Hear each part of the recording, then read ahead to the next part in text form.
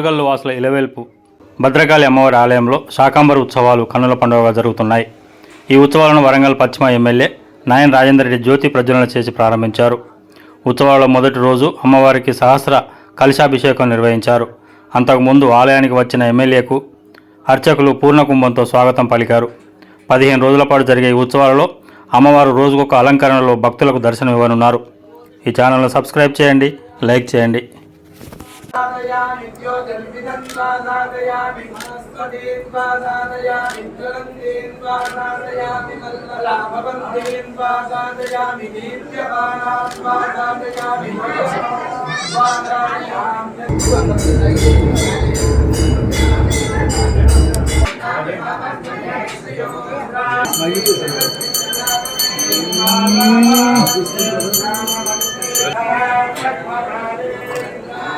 దేవతా యజనాన్ని అనుసరించి జరుగుతుంది.